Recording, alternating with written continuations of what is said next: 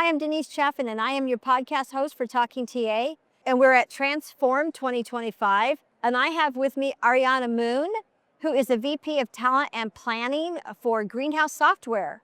Welcome, Ariana. It's so nice to have you here. Yes. And so tell me just briefly about your role with Greenhouse. Yes, so I lead our talent planning and acquisition team, and that's our fancy way of saying our awesome recruiting team. We do a little bit of workforce planning as well. We work really closely with finance. I've been at the company I'm coming up on my 10th anniversary. Really? Yeah, and so I've seen the company kind of 10x globally in size over the last decade, which has been so fun because you see kind of different stages of growth throughout that time.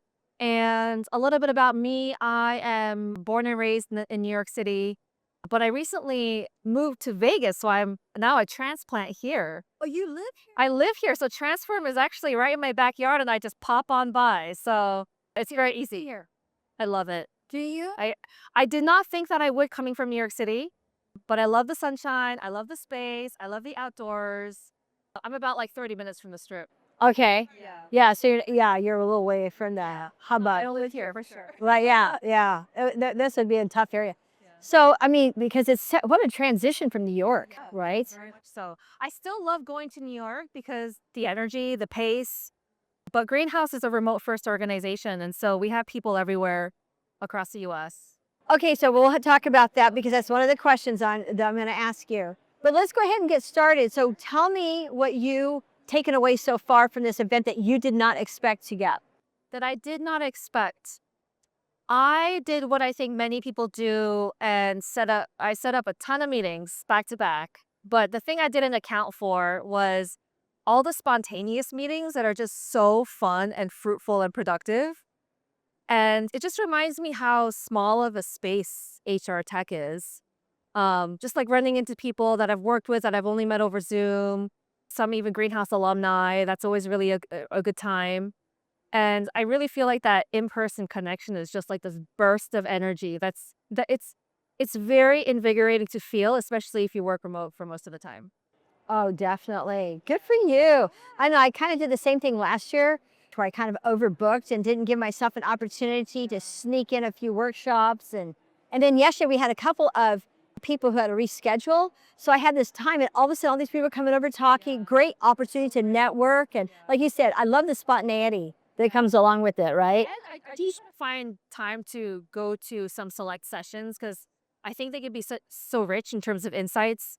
I listened to Tigran, the CEO of Code Signal. We actually use Code Signal as part of our tech stack. So I was like, I got to go to Tigran's session. Even the concepts of like, what AI is good for and has to be things that are easy to see the mistakes. Haven't heard it framed that way. So it's always like new ways to think about things you've heard of a lot. That's interesting that you bring that up because when I was listening to him, I didn't get to hear his whole talk because I had to come over here. But when I was listening about that, oh my gosh, he's actually answered the solution to a problem that I see with a lot of the AI discussions. A lot of them are, we don't know yet. It's all still new. We're still in transition. Here's what we think is going to happen. Here's what we think that we want to do. Here's what AI is solving for so far. Some people are a little bit farther ahead of the curve. So you have people with in different points with AI. But it seems like there's a lot of the same discussions. His discussion was different. Yeah. I also loved the part where he and Cassidy from Google were talking about like reintroducing play into work. Like, why does work and play have to be separate things? Because if AI can help us like automate away the repetitive stuff, then we have more space to be basically creative. Yeah. And drink what they said, workahol. I thought that was funny, but I really appreciated that conversation. Moving into that question though with AI. So last year we weren't talking about agentic AI, we were talking about generative AI, large language models, that type of thing. And the conversations were actually quite different than they are now. In fact, I'm kind of curious what the conversations will be like a year from now when we kind of map this out. So with agentic AI, with what you see, and you have a lot more exposure to this than probably most of the guests that I've had, what do you see as a solution, if you would, for HR and talent acquisition with integrating and implementing these new tools to where we're going to actually have a more process-driven workflow. It's going to increase our future of work. It's not detract from it, but how is it going to improve it? How are we going to use it moving forward? Just from your perspective of what you're seeing right now. Yeah.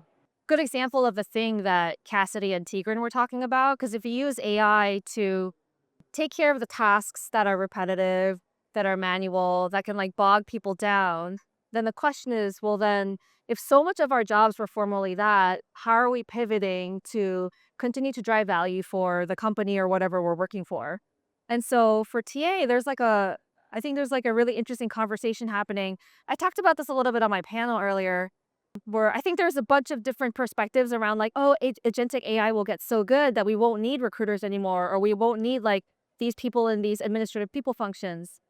But I actually beg to differ on that one, because I think when you're talking about like business leaders trying to recruit people, the role of the TA person is to do things that the hiring manager probably won't prioritize like in their day-to-day, which is like being like candidate experience, for example, closing the loop with candidates. Hiring managers always want to hire someone yesterday, or like the DJ Sure. always wants support from their business partner on all these things like as soon as possible. But the reality is like I think HR plays a really important role in being like the arbiter of like these two different uh demographics, if you will, whether it's candidate and employees and managers, and provides like an objective lens as a partner in terms of like how you go about your processes, what you need to do from an HR perspective in order to hire people or maybe performance manage someone, etc.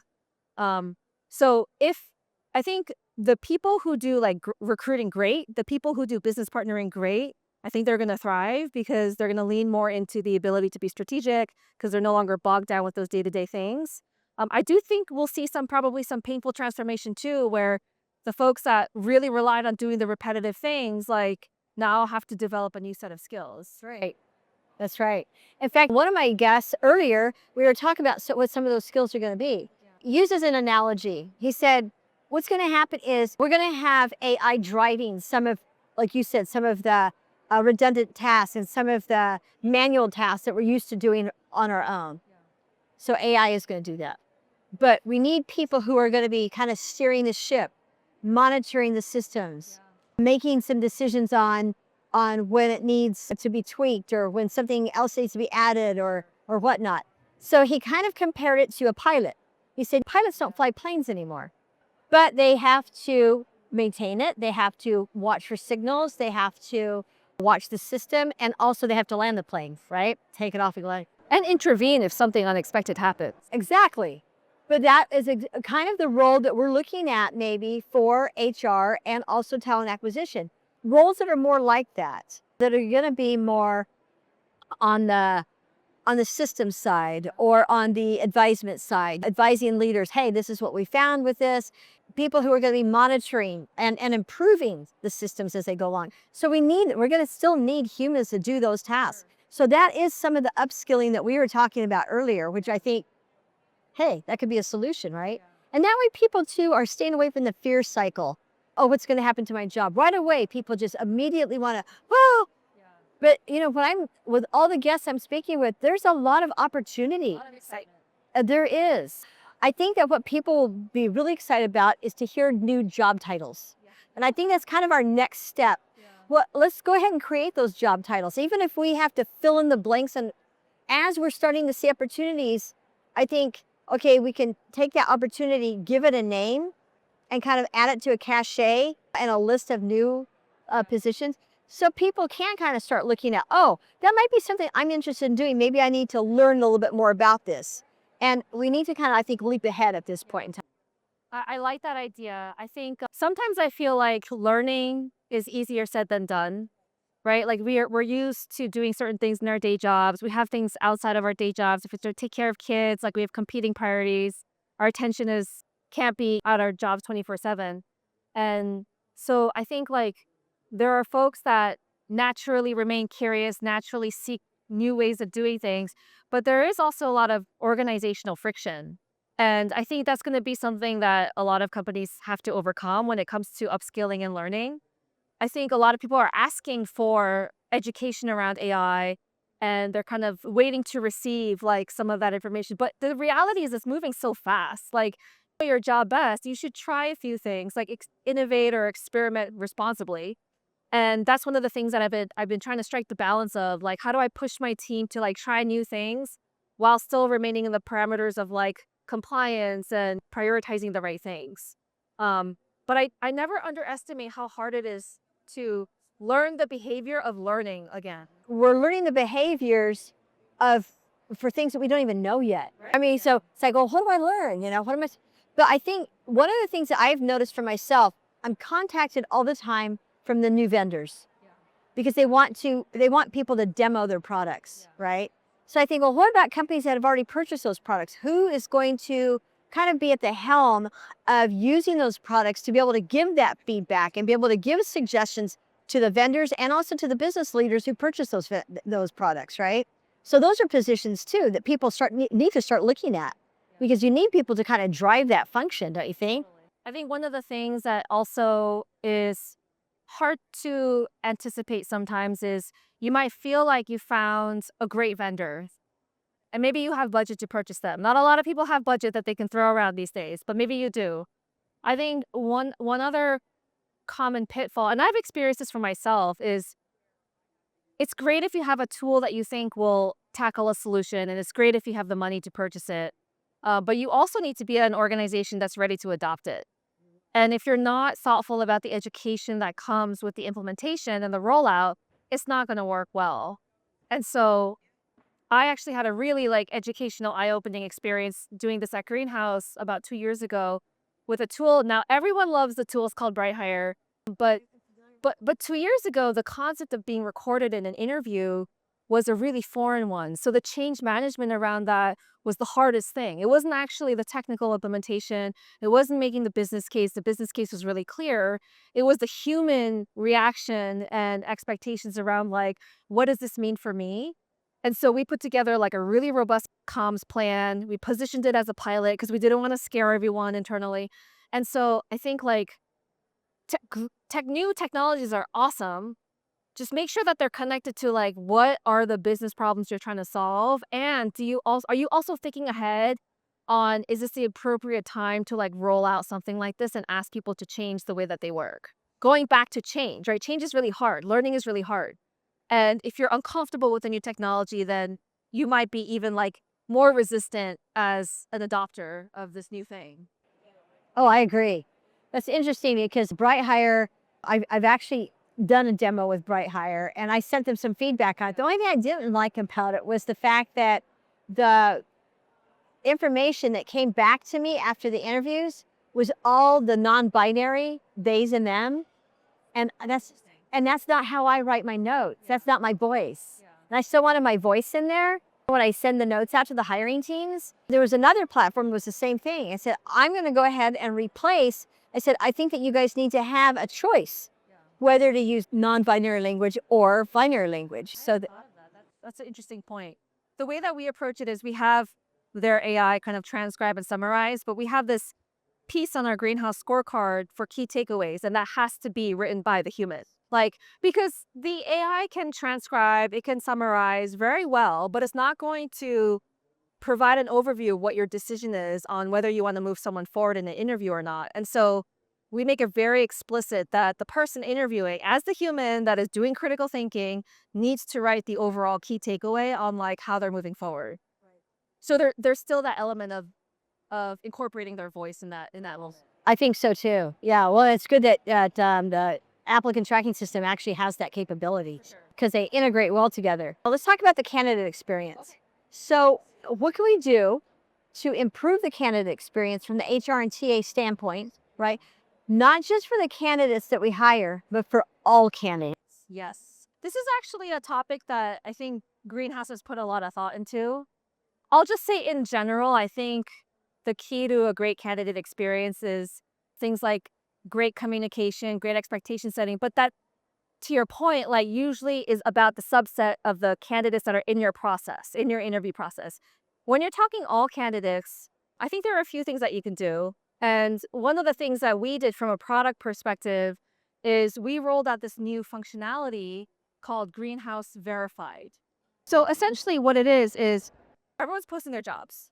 And it's hard to differentiate what is it like to be an SDR at Greenhouse versus an SDR at any other tech company. And we wanted some way to signal to candidates, the customers of Greenhouse that take recruiting seriously, that use structured hiring, that have internal best practices around whether it's like anonymization of resumes or take home tests, or even asking someone how to pronounce their name and allowing them to record it. Those kinds of gestures that go a long way. Like, who are the companies that have turned on and are actively using those features within our product? And so what Greenhouse Verified does is it basically is a series of 4 badges that you can have externally visible on your job descriptions. And those 4 categories are around being prepared, being fair, being communicative, and being respectful.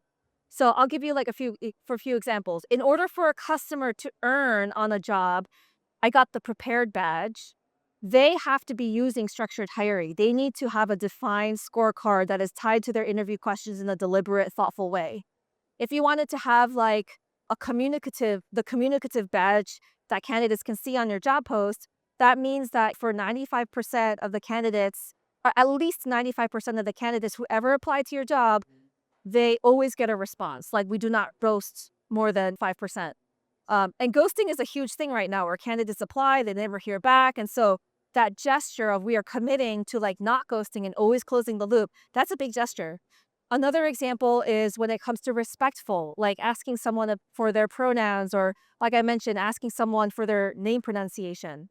People ask me all the time, are you Ariana or Ariana? And I could just go into Greenhouse if I were a candidate and record the way that I would say it. So there's a lot more different features that you need to do to achieve each of those 4 badges.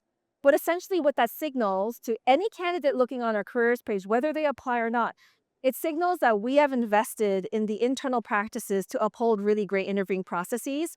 And it's kind of like this vote of confidence for the candidate, because then they know, oh, if I apply to this job, then I know they're using structured interviewing. I know they get back to most of their candidates. Like, I know all these things that I don't know for all the other companies that might not have these badges. Because to be fair, it is work. It is work to get those badges.